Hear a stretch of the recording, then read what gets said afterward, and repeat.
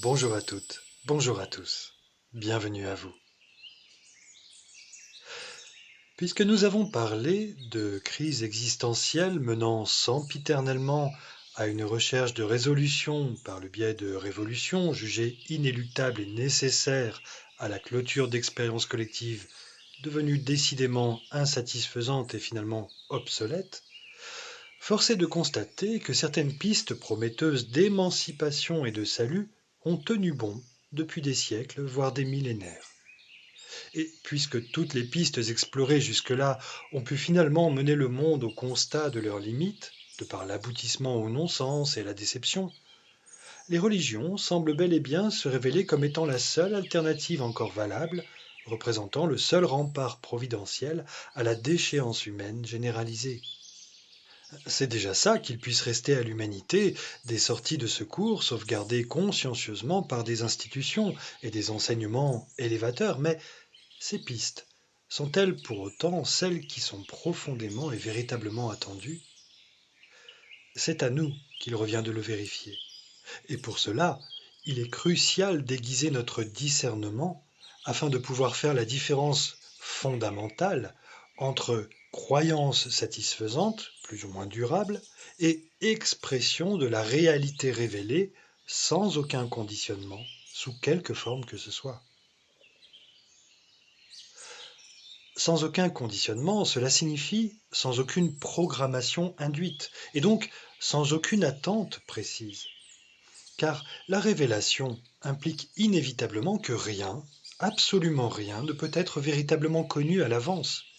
Rien ne peut être préétabli, quoi qu'on ait pu entendre ou lire jusque-là, quoi qu'on ait pu nous faire croire et miroiter pour ce qui concerne la suite des événements à venir.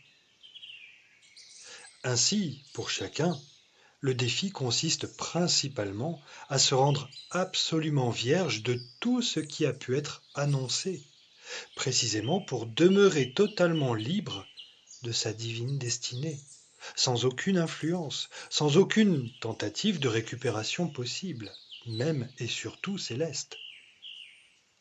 La seule boussole qui fait et qui fera la différence, c'est l'écoute de son cœur pur, de son fort intérieur divin, et certainement pas l'écoute de sauveurs ou de figures d'autorité extérieure, ou pire, d'une quelconque petite voix intérieure.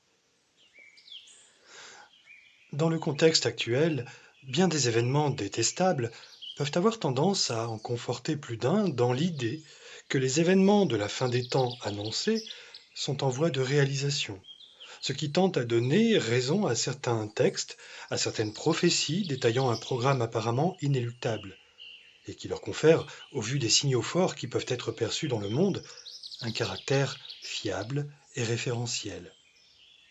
À y regarder de plus près, cependant, ces programmes annoncés revêtent une indéniable connotation dualiste, où le bien finirait par l'emporter sur le mal, et cela à l'issue d'un cheminement malheureusement catastrophique. Et dans ce contexte exacerbé, beaucoup en viennent à brandir l'Apocalypse de Jean, par exemple, pour se donner l'assurance et se rassurer par là même qu'une issue salutaire se verra enfin jour, grâce et malgré les tribulations annoncées. N'est-ce pas là donner du crédit et même valider un narratif désastreux? Un narratif qu'ils auront alors eux-mêmes à vivre et à assumer, puisque en tant que créateurs, ils l'auront cru et donc rendu inévitable. Et parmi ceux-là, nombreux adeptes du messianisme, qui représentent tout de même des millions d'individus à travers le monde, qui se retrouvent à prendre place et à peser dans la balance de cette forme de création terrestre tragique, nombreux adeptes du messianisme donc s'évertuent même à faire en sorte de plonger l'humanité dans la catastrophe et la souffrance, dans la croyance follement obstinée que c'est précisément cela qui hâterait la venue d'un Messie longtemps promis et longtemps attendu. Pour ma part, en tant que passeur d'âme, conscient que tout ce jeu malsain n'est qu'une projection immature réalisée uniquement depuis une dimension astrale déconnectée de la réalité et perpétuant fatalement le traumatisme de l'illusion de séparation ainsi que l'infernale dualité qui en découle, je ne puis absolument pas souscrire à ce genre de narratif délirant. D'autant plus que, je le répète ici, le sauveur attendu est uniquement à l'intérieur, uniquement dans la connexion retrouvée en soi à sa propre nature divine parfaite, celle que j'appelle l'authenticité souveraine, celle qui se situe bien au-dessus de la dimension astrale dénaturée, faussée et même, disons-le franchement, inversée.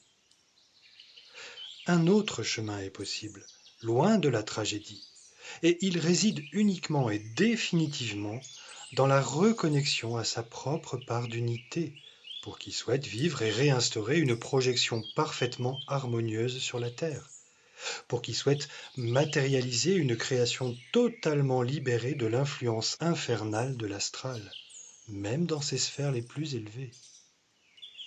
Et que cela soit dit clairement, ici-bas, la notion du bien ne peut qu'être inévitablement infernale, puisque, se définissant face au mal à combattre et à terrasser, elle engendre inévitablement de la dualité.